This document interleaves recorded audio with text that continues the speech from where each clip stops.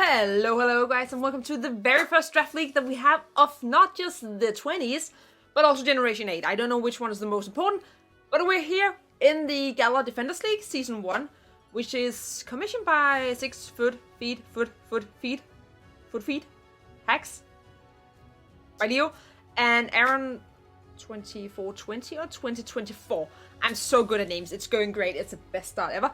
But, you know, I'm the coach for the... that way. No, that way. It's mirrored, okay? It's hard. Of the Copenhagen Sawsbucks, and we should, you know, be ready to get a bit of fun with draft leagues in Generation 8, which I have not watched a single battle for at all. So going in blind in that regard. Don't know what's good in singles. So it's pretty fun. But we have this this league. We drafted 10 Pokemon.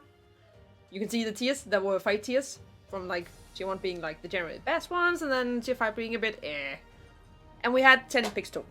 So we were 12 people in the draft, and there's a link for everyone down below. And we are uploading our draft analysis on different days, so I think like I'm the second last day. But you should go check people out. There's also a link to the GDL Twitter, which should be pretty active, so I would also go follow that, so you can kind of, you know, keep an eye on the season.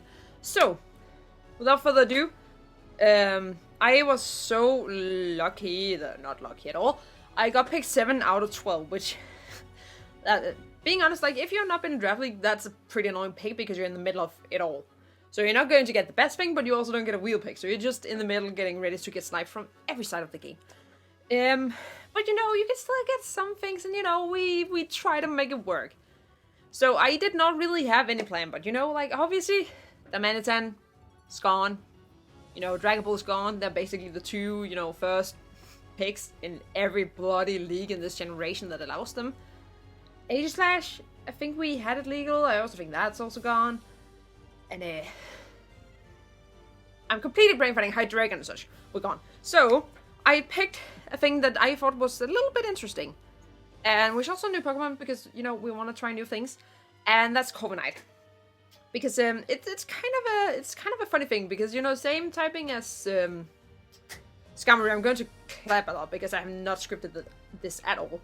It was my tier 1 pick. It gives us, you know, the nice thing about this thing is that it gets U-turn, it gets defog, it can bulk up, and it could actually be a pretty good setup, because if you get this thing set up and your opponent doesn't really have the best way to hit it, and the thing is with the limited decks, there's a lot of the normal threats like electric types and fire types that are a bit more manageable or just not there at all. So it can be pretty good, and it can be pretty bulky. So like, it can be bulky, it can be offensive, it can be a bit annoying, and it gives a defog right from the start.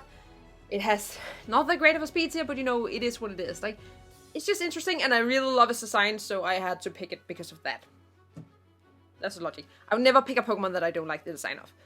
So going to the next pick, here I have a little bit of regret because I did not do my homework properly. I picked Hatterene, which, mind you, Hatterene is not a bad Pokemon. It's actually pretty decent. Like, it can set up its own Trick Room. It has some pretty good steps, like the same as Gardevoir. And it hits like a truck, and it sets up the Trick Room for itself, and then it can sweep. And it has a nice little convenience of also getting Mystical Fire, so it has something to hit the Steel types. So overall, it's a pretty good Pokemon, and it can also Calm Mind. I also think it gets like Healing Wish and such. It also gets Baton Pass, so it also gives a bit of momentum. That's also quite nice. The only thing that I kind of regret is the fact that Clefable was still there. And I did not do my homework because I thought this thing would get Moonblast. And turns out it doesn't. It gets Dazzling Gleam as the best. But, you know, we'll make it work. We did not get Clefable. Clefable was also more expensive. And I think overall we do make it work. So going into the next pick. Also, just being completely honest, if you look at my track record, like, I know Clefable would have given rocks. My best rockers and hazard setters tend to not have rocks or hazards. They tend to magic bounce, like Mega Nancy. So, you know, it's fine. I'm betting you that Hatterene will be our best hazard setter. So, yes. Going into the next pick, I picked Conkeldurr from the tier 1. You know, so pretty expensive. It was like 180 out of the 400 points we had for the 3 picks. But the nice thing about this thing is that, first of all, it's a defog. That's quite nice. It also handles a lot of the big threats in this metagame, like Mamoswine, like Galarian Damanitan. Can take hits from Dragapult. Like, it can do a lot of things. It can handle a lot of the big threats. And it has two, especially, primarily 2 good abilities in, you know, Guts and Iron Fist. So it can be pretty strong, and it can take hits. Like, Conkeldurr can take hits. So, and, you know, depending on that, and it also has good coverage. I think it lost knockoff, which is, you know, that's unfortunate. But I think we still make it work, because if you run, like, a Guts Flame Orb set, like, what switches into it? Like, just being completely frank, nothing. So I think that's pretty good. Now, going into the next pick. Our team is a bit slow. Like, let's just face it, it's pretty damn slow. Copenhagen is our fastest thing at 67 speed. That's not exactly great. And this next pick kind of fixes it a little bit. But most importantly, it gives us both a dark and a poison type, which is quite nice. And it also gives us some kind of hazard because we got Toxic Spike. That's quite nice. It's also one of the few Pokemon that still gets knockoff, which is pretty darn great, especially because, you know, it's on a stab Pokemon. And because a lot of Pokemon lost Toxic, like, having Toxic Spikes could be quite nice. And other people also have drafted Toxic Spikes, so we can also absorb those. So that's quite nice, too. I'm saying nice a lot. Like, generally, it's just nice. Drapion is here. I think it can do some good things. It gives us some more speed. It can be also, like, again, like, Drapion can take a hit, as long as it's not super effective. It can take hits pretty okay. It can also whirlwind. It gets torn. It gets some coverage, so it can also, like, kind of do okay there. It can also kind of be offensive. Offensive! I don't have flashy green hands. No, but, yes, that's Drapion. Also, I'm not good at taking a lot of time to explain my picks. So if you have any questions about my logic, ask me. I'm not sure I have a logic, but I will try. Going into pick number 5. I believe I wanted to fix my speed, and there was one Pokemon that I noticed that were down in the lower tiers that I thought was quite underpriced suddenly. And that was not it. That's the next pick. Never mind. Next pick is Inteleon. I was to explain my 6th pick. Okay. Inteleon, you know, again, logic is the same. I want to fix my speed. And Inteleon has like 125 base special attack, so it also hits pretty hard. Like, coverage is quite not good. But again, you have like 125 special attack, 120 speed Pokemon with U-turn. They can hit Hydro Bombs and get stab on them. That hurts. Like, if you're not immune, that hurts. And we also have Ice Beam. I think it also gets like Dark Pulse, Shadow Ball maybe. And U-turn, so we can pivot around. So it can do some things. Like, it's a bit like it's basically a worse Greninja. I think it's a conclusion. Like Greninja with less coverage, basically. But again, 120 speed, especially in this generation where speed is kind of there's not too much of it. Like good elite speed tier is kind of not really there, and I think generally like the average base speed is a lot lower. So like even Drapion is kind of fast in this generation, and before you would never look at a base 100 and say, oh, this is fast, but now it's actually kind of fast. So we got Drapion. Now, no, not Drapion, Inteleon. Now I wanted more speed, and I saw this thing, which I thought was personally very underpriced because it did lose a little bit of utility, but not enough for me to really understand the drop in this. And that is Jolteon, who was down in tier 5, and I don't know why. Yeah, it lost Toxic and it lost 10 power, but that's all it lost. Like, literally, you're still a super fast Pokemon with a 110 special attack. It is one of the fastest Pokemon in the game, and considering it can quick feed, it can be faster than Scarf. Dynamax, it can be faster than Dragapult. It can basically be faster than every bloody thing in the whole game. And yeah, no, you can't hit Flygon that well, no. And you can't hit Seismitoad with the Hidden Power Grass, no. But you're still there, and if there's really a problem instead of running Wall Switch, you can also still have a Tongue Pass to get momentum instead. You can be a Wish Supporter for the rest of the team, which something like Hatterene, Drapion, and Conkeldurr all enjoy, which is quite nice. And, you know, it still has enough, like, natural bulk to take a hit that's not either super strong or super effective. So, it's there, and it's just so fast. Okay, moving into the 7th pick.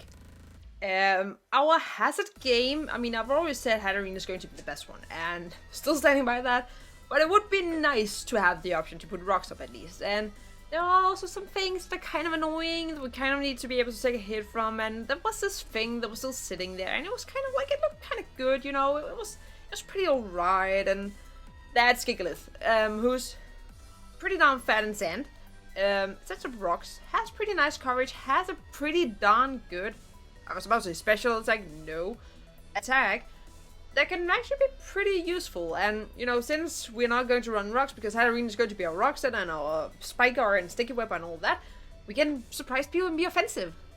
We can also rocks every once in a while. We may not. We'll see. People are not supposed to know. But yeah, this thing is just, it adds a lot of bulk to the team. It adds some typing that we don't have, and you know, our ground weakness is not that bad. It's only Gigalith and Jolteon currently, so you know, our resistance game is also not that good, but we have Copenhagen, so it's something. But yeah, it's fat, it has good coverage, it hits hard, it's pretty slow, but that also gives us a bit of like a trick room element with Hatterene. Because we have Hatterene being very slow that gets set up, we have Conkeldurr that also thrives in the trick room, and we also have Gigalith. At the same time, we also have some high speed with Inteleon and Jolteon, so we get a kind of diverse team out of this. And going into the... Also, I think Gigalith was tier 3, I got my hair stuck in my finger. I think it was tier 3. Doesn't matter, we could afford it, so it's fine. Then, going into the third last pick. I don't remember what I picked. I picked Quagsire, yes, I picked Quagsire. Yeah, we like in Inteleon we have a water type in, but having a bulky water type is very nice. And we also didn't have a ground type, and Quagsire is right there. It unfortunately doesn't get rocks, and that's also why it's a little bit more cheap. But it gets recover, and it's also one of the few Pokemon that still gets toxic by level up, which is also very nice. Again, it's a little bit slow, it's a little bit on the slow side. But the good thing about this is, first of all, you have a couple of good abilities because you have water absorb, so you can stop water types, and you have unaware, so you can kind of stop setup and be kind of annoying in that way. I also think it gets yawn, it gets stockpile, it gets like decent coverage. So I think it all in all, it adds a lot of value, and for tier 4, it's pretty cheap. Like, the only thing that really drags it down is not having rocks, basically. Otherwise, it's basically the perfect Pokemon. But again, this thing also really benefits by not that many Pokemon having Toxic, so we can kind of, you know, get to do his thing a bit. Now, going into the 2 last pick, I felt like we have a humongous speed gap between Drapion and Inteleon, and we do. And I don't fully fix it at all, but there was this thing that I saw, because it was kind of a typing that I didn't have, and it's kind of a Pokemon that I always wanted to use, because it's one of my favorites, but it was kind of not that great in the last generation. But now, with the speed generally being a bit lower, you know, base 100 is actually kind of nice. Base 100 is actually a nice speed. So I picked Ninetales. And, you know, you can say it's a bit weird, you have sand, yada yada. First of all, there was not any sand abuses, because Excadrill obviously taken, I couldn't afford it anyway. And Drillbur I didn't pick, and I wasn't about to pick it because I thought Jolteon was a better tier 5 pick overall. And Stoutland did not make it, so, you know, it's kind of, we're not having Gigalith for its ability to set sand in and of itself. Like, the sand is only there to benefit Gigalith, and it sets it up every time it gets on the field anyway.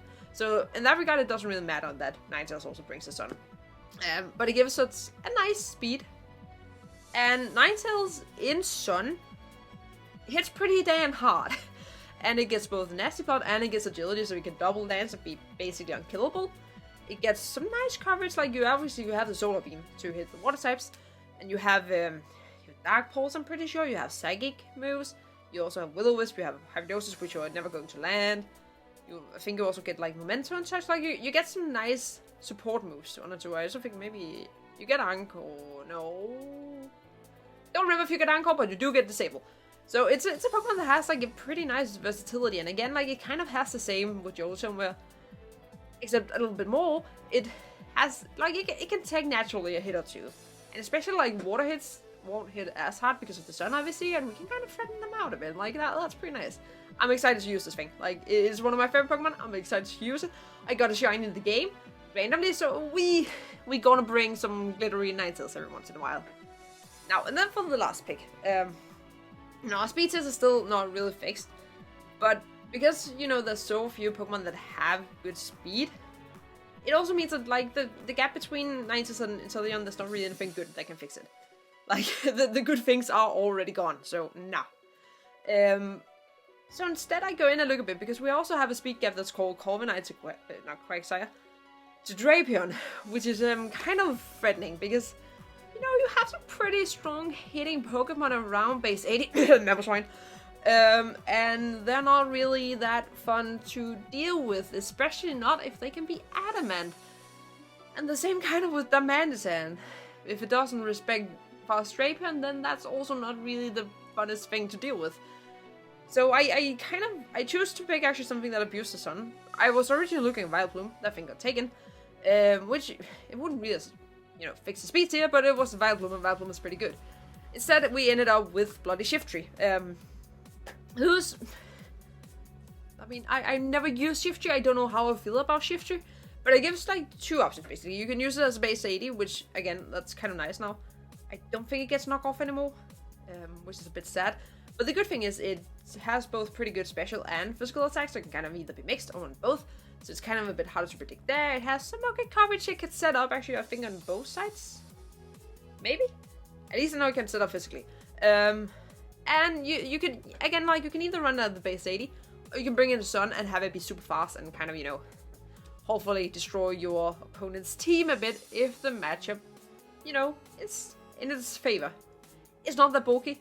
It can take an ice shot from Mamoswine if necessary, so that's all. That's what she wrote. That's fine. So that's basically the team. Now, something I forgot to mention is the Dynamax rules, because obviously Dynamax got banned in Smogon, which is, a bit interesting. But in this league, they kind of decided to, want to try it out, but you don't want it to be, like, super busted. And I think one of the problems, especially if you don't know what Pokemon could Dynamax, like, if any of these 10 could Dynamax, that would not be fun to prep for. So instead, we have a Dynamax captain, and they have to be from tier 5. So obviously for me, it's Jolteon, which is kind of alright. Like, it gives some strong electric moves to set up terrain for itself, so it can hit even harder. That's pretty nice. You also get a pretty okay ghost move. I don't remember what it lowers. It lowers either defense or special defense, I think. It's probably defense, and that's super annoying. But yeah, there's that. And then also it actually gets, it gets stored power. So it also gets a psychic move. So that could be pretty good. I think it at least gives it a little bit of a, you can't be a ground type and switch in for free completely. So that's quite nice. And especially it makes it bulkier, so it can kind of take hits even better. So that's basically it. I managed to keep it under 20 minutes. That's very not impressive because that's what it usually goes for. So how do you think our season will go? We're gonna win. We're gonna win. I'm just throwing it out. We're gonna win. I don't care. I'm ready to win something. No. It's fun. I'm excited to try and play this new generation because it's... I don't know what to expect from things other than destruction from Diamantizan.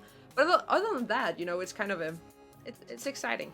And luckily there weren't too many snipes during this draft. That was nice for a change. Again, helps that we're on the 12, I guess. But, you never know. You can get sniped anyway. But yeah, that'll be it for me. I will,